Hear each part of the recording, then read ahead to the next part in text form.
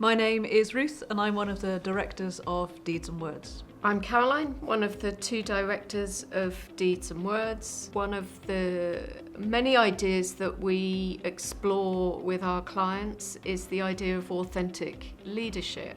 Authentic leadership is often mistaken for a misunderstanding that being in the workplace means sharing every single bit of yourself. It's often been misunderstood as some kind of confessional way of being and talking, whereas actually on a more basic level it's about building trust. It's about sharing enough of yourself that people get a sense of you.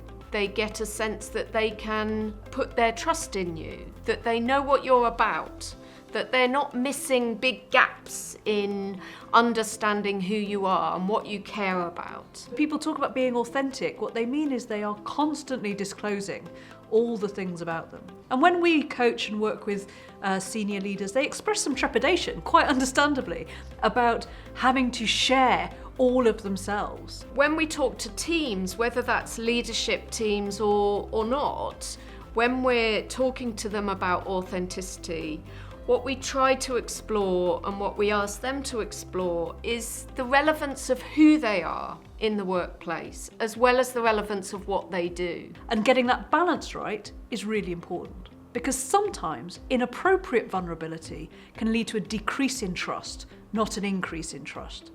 If people are leading and following you as a leader, they need to know you've got it and they need to know they can trust you. We work with senior leadership teams to really try and find that sweet spot, that right moment of what it is to be an authentic leader, but also recognises it changes. It changes in different contexts. Sometimes you might be talking to a group of staff who are really expressing their concern about their protected characteristics.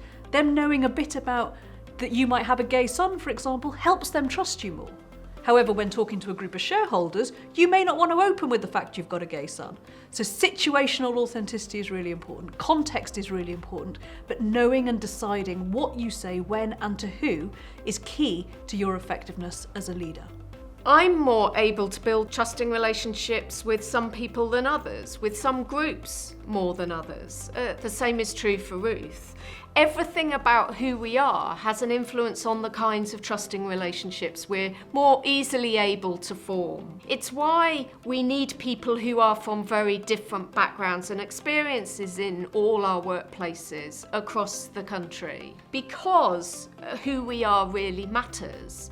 If I have a certain professional background, that can have more influence on others. Sometimes when I say I'm an anthropologist, that has a positive influence on some of the people I'm working with. Sometimes when people know that Ruth is in the House of Lords, that has an influence on others.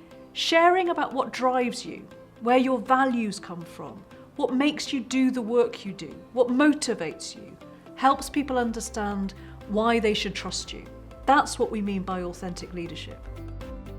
When people know what matters to you, that's authenticity. That has an impact on the extent to which they make a decision about whether they're going to follow you, whether they're going to put their faith in you, whether they're going to trust you. That, in terms of authenticity and in terms of leadership, helps you as a leader. If you think some of these ideas might be interesting to you and your team, do get in touch. We'd love to talk to you more about it.